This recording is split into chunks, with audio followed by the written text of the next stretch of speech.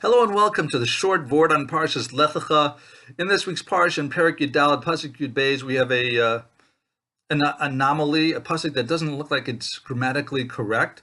We have the pasuk that says, "Vayikhu es Lot ves rechusho ben achi Avram vayelechu." They took Lot, and it seems like it's saying his rechusho, his possessions, ben achi Avram, as if the possessions were the sons of his brother, the brother of Avraham. It should have said, "Vayikhu es Lot ben achi Avram ves rechusho." So why does it have this strange little sequence? So Reb Glatstein gave more than one reason, but the one I want to focus on is the one from Reb Shimon Schwab.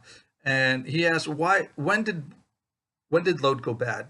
Lot was good. He was able to keep a secret about Avram's relationship with Sarah when he said, "Oh, say that it's this is my sister, I'm her brother," and he was a Baal Chesed. Yet over time, we see that he went off the derech.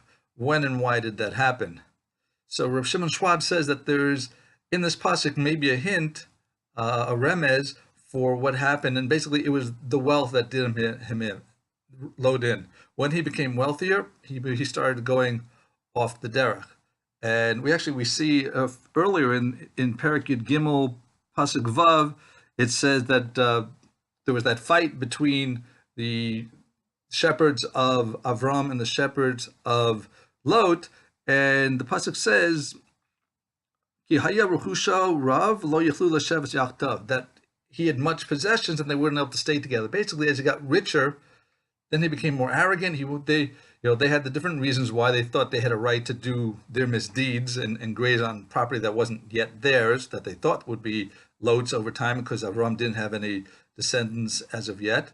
But they had to separate during the period when he got wealthy. That created a rift between Avram and Lot. I think though earlier there was some wealth, that doesn't seem to have been an issue. It's still emo, but we see that Hashem didn't speak to Avram until they separated, until Lot went away. Then it says Vayomer Hashem El Avram, or some language like that. And Oelbaum points out that why is it that Avram gave Lot a choice of, if you go right, I'll go left, or if you go left, I'll go right. Why don't you just say, if you go right, I'll stay here, and if you go left, I'll stay here? Why did he have to leave? So the answer that Oelbaum brought down, I don't remember the source, was that, and that's available online also, but that when there's a place of machlokas, you don't want to be there. So he had to leave anyhow, so as not to stay in that place of machlokas. So this allusion to the fact that wealth was a factor, Rav Schwab says, is in our pasuk that I mentioned before, Vayikhu es Lot ves rechusho.